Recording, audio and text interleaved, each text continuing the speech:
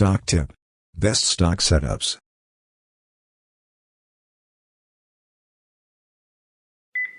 Hi and welcome to a new episode of Stock Tip Weekly Summary with me, Marcel Tolia. This was a very nice week, at least for me, and I hope you also enjoyed this week. And this week has brought in another 5% to our whole portfolio value, and this alone with 3 successful trades. And these trades we did at the beginning of the bounce. I've been talking for a week now about an upcoming bounce, and not later than Monday the bounce came, and came very nicely. So I will show you 3 trades. The first one is the SPY, the second one is the Q, and the third one is the IVM, the Russell. They are pretty much identical, at least the SPY and the Q, so very small differences. The IVM is also pretty similar, with a small difference that my trade got here stopped, and I had to re-enter it. But I'm going to concentrate on the SPY and on the Nasdaq. So this was our entry here. This was the first entry here. And why was this the entry, and why wasn't the entry here, for example? It's a very nice question, and a very good question, and I will come with the answer. So at this point, exactly at this point, we had an intersection of 3 different technical indicators. We had the last major support line at 426.36. We've had the trend, this trend line here, and we've also had the moving averages. I think the brown one, yes, the brown one is the VWAP, or orange, or whatever. So we've also had the moving averages, the 9 and the VWAP. And what's more convincing than the VWAP in a 15-minute chart? So at this point, we've managed to break through, break above the last support line, break above this trend line, and above the VWAP. So I entered the trade pretty much here, with a stop here, and then after a small pullback, I got the next opportunity, and I've taken it. And namely, I was able to increase my position here, and here, after this breakout and pullback, I entered a new position, or I enlarged my position by 50%, and the stop for the second position was here. As we've reached the 50 intraday moving average, I've taken my first profits. I've closed here a third of the whole position, and after doing this, then I've given up on this stop, and then I had one stop for the whole remaining position. The next day was not that generous. The next day started bad, with a huge gap from here all the way here, and we started moving down, but the stop held. Also in the Nasdaq, the stop held. Just in the IVM, I got stopped. I got stopped badly. We'll get back to that in a moment. And then we consolidated a little. We've had another setup here, intraday setup, and another breakout. So I thought to myself, the position is still big enough, and I don't have to make it any bigger, especially by such a bad start. Not that had a little. I was a little afraid that we might be turning down again, so I didn't want to risk any more of my profits. As we've got here, I've taken 50% of the remaining position, so in total I had taken 66%, and it was good so, because we ended on a very bad note here. So we didn't have any real expectations for the next day, but we opened with a new gap up, and seeing that, I pulled the stop here just just at the beginning of the trading hours, I managed to pull my stop here, and after the pullback came another breakout, and the stop came down. It came then here. Now I'm going to skip to the IVM. The IVM offered me the same breakout, these same setups. You see the setup in the Q, in the setup in the SPY, and also setup in the IVM. But because I didn't have any position left here, I decided here to go long again, and here is the point where I've taken the next chunk of my profits. The rest is identical, and you will see here a very huge spike in the volumes. This came minutes before the Fed announcement, and in anticipation of the Fed announcement, I've pulled my stop very close, and it was good that I did so, because had I leaving my stop here, I would have lost perhaps another 1% or so. Don't forget, there were 3 major positions here, and if we go down $3 here, then I would take a nice hit. I didn't want to take it. So I got stopped in all positions at this time, and in total I raked in, like I said, 6 times my risk in the SPY, in the Qs 5.5, and in the IVM once 1.4 and once 4 times my risk. So a very nice week for trading. It didn't end just as well, but or at least I can say I had bigger plans, bigger expectations for the end of the week, but that's how it is. The market surprises you. Why am I saying this? Because I've tried another short here, seeing how we've broken out, and only to end the day here. Today we've managed to break down again out of this formation, out of this sideways formation, and the market was pretty undecisive. So after this breakdown came the new pullback, and it was more than a pullback, it was a small bounce. My positions got stopped, all of them here, and as we've come here, I tried a new trade. Why? Because every time for a month now, almost half a month now, every time we've touched this trend line, we've bounced back down, and pretty wild. Here again, pretty wild down. Here, not worth remembering how wild this move was, and also here. So I thought to myself, why not? Why the hell not? I didn't do it as we've touched the support line. I waited for the pullback, and then I waited for the confirmation, and the confirmation came here in together with this bar, and it was a very nice trade. The stop was here. This was the trade, and we went a little sideways, and then came the breakdown. I was very happy, but I didn't manage to get a third out, because we just weren't that deep, and again the market turned and went up. It was here where I've closed my position, and it was here where I went long also, with a stop beneath just beneath this candle. So here long, here stop, and it was here where I pulled it all out. I didn't want to leave anything over the weekend, because this week was enough for me.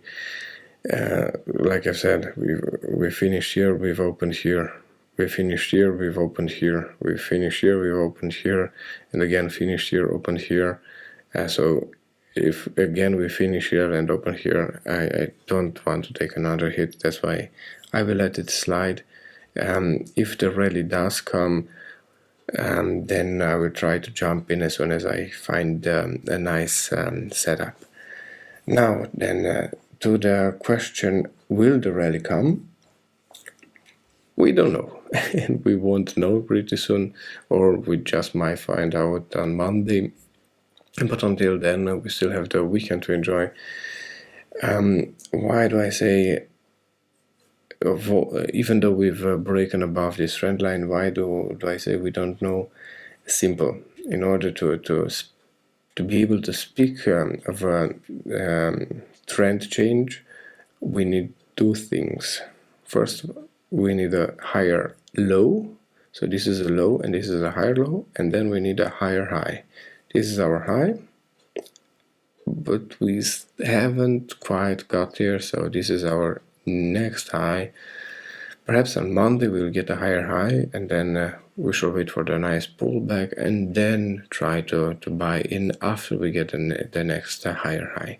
Before we get this high, I won't be trying anything, so I think it's still a bit too risky. So we must, in my opinion, we must wait for the next high, and then for the pullback. Yes, if it comes, then we might just get a nice rally, and then we get the possibility to do some swing trading. We've cared for this watch list now for half a month already, so or no, actually for a month now. It would be about time that we manage to invest something real and don't have to look every 15 minutes to see what the market is doing. On the other side, I would like to point out that on a medium term, it's also possible that we get a head and shoulders formation in the markets as well, in the SPY as well. You see here, this would be the first shoulder, this would be the head, and I don't know what happens, but in 1, 2 or 3 months we may just get another shoulder. We shall see what happens. I'm also very curious myself, but it doesn't help speculating. It just helps to analyze it, to have a strategy, and to keep your strategy. And of course, after you've done it well or bad, it doesn't matter. You should analyze it again and see if you would do the same thing twice. The weekly chart looks positive. The weekly, this is our upside here. The weekly chart looks bombastic here in the SPY, because we had an outside reversal, a big outside reversal, and we've managed to close the week with very much volume here and very, very much above the 50 weekly average. This was pretty much the same here or here or here or here. So every time we've touched the 50 moving average here and here, we've got a continuation of our rally. Perhaps it will also come to be, but on the negative, again, it's always a positive and a negative. On the negative, the Nasdaq is still way below the 50 in the weekly chart, and the IVM, the IVM is miles beneath the next support line and miles beneath the 50, and still worse, the 50 is pointing down. All of the moving averages are pointing down in the weekly chart. So as long as we have this discrepancy, I think the markets are still going to be volatile, and these are so to say, these are still not the best times to do any swing trading. So I would advise to remain cautious and to still remain in cash. I think this is the safest way to go around, and just do a nice day trade here, a nice day trade there, or a mini swing trade, so 1 or 2 days, and take care of your winnings. Don't waste your winnings now. The markets are still too undecisive. How's the rest doing? So the German market in the weekly conquered this support line again, just about, but it's looking not that good. It doesn't matter, because we know the German markets are going to react, and I mean by that, react in accordance to the US markets. If the US markets are going to bounce again, then the German market, the DAX, is going to bounce also. If not, then the DAX is going to continue falling, just like the US markets. Euro to US dollar, my favorite thing from the whole week. This is where I've hedged my whole portfolio, and I've changed it all I've given it all for US dollars, because up until then it was mainly euros, and this move has raked in a nice 1.5% in whole portfolio value. So it was a very nice, a very smart move, if I dare say myself. And I hope I will see a continuation of this trend. Oil is not doing anything unexpected. We are still in a big trend canal here, and we are moving along these two trend lines for a year or so now. I don't think we are going to break out anytime soon, but you never know. We shall just wait and see. But if we do touch this, then you could prepare a swing trade. If you do touch the next resistance line, then I wouldn't blame you if you would prepare a short. By swing trade I mean short. If you prepare a short, because the downside is very nice, and this would be a nice short candidate. Gold, I hate this precious metals here, gold and silver. They are playing with us. I am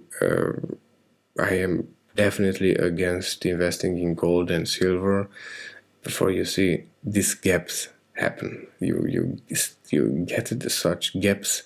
You had here a nice breakout with huge volume, so you had no reason to think otherwise, and then the next day opens with such a gap, and then the next day opens a gap with a bigger gap, and the next day again with a gap. So I think I would go a little crazy. That's why I've recommended this week, if you do take this breakout, remember to leave a little room for your stop. And I recommended you place your stop. I think I recommended you place your stop here beneath this candle at 168, and also opt for a small position. And this is why. And the same thing happened in silver. So very, very unstable and dangerous titles. Okay, so this is all for the markets now. I do still have a nice setup for you, as I've said in the first part of the video, and this setup is DWAC, Digital World Association Acquisition Corp. So in the daily chart we have this breakout, this very nice, very healthy breakout, followed by a nice pullback, and we are still navigating above the 20-day moving average. So everything is perfect. The volumes are diminishing here in size. Everything prepares us for a new breakout here out of this pullback. And if the breakout comes, then I could definitely see us touching this next target, namely the historic high, and this would basically mean a triple up, not triple your risks, but a triple up. And who's to say how far this title could go? I've had very nice experience with other such titles who had resembling charts. Such an example is Sunworks, but this was a year ago, so I will have to scroll back. So this was Sunworks chart here. You see the resemblance, don't you? And this was the last breakout here, a nice pullback to 9. This is where we've touched the historic high here, and after that we kept going. I think I've bought Sunworks at 4.5, and it was about here where I've closed my trade. I had a far too big of position, and I was already 4 times up, so I didn't want to risk my winnings. I should have let it go, but everything saw so looked so incredible and so unstable, so unreal how far this title, this piece went. If you take a look at these volumes here, I was certain that this would be the last candle in the series. It wasn't, but enough said. This is why I love these chart formations. So don't forget DVEC. Place this on your watch list, but just be careful if you don't get if you don't get a rally soon, then perhaps you should just let it go and forget about it. I will come with some more such setups for you, so don't be sorry if we have to let it go. Okay, I think that's all for today. Remember, if you like this transmission, remember to subscribe and to like our channel. If you have any questions, leave them in the comment section below, and don't forget to visit our website. On our website you will find many more setups. Most of them, for the most of them, you'll have to subscribe, but not a big deal. You will also get your money's worth, especially with the daily update videos, where I will still analyze every setup individually, also where the stops from the successful trades go, or everything, any question you ask. Okay, thanks for joining us, and see you next week.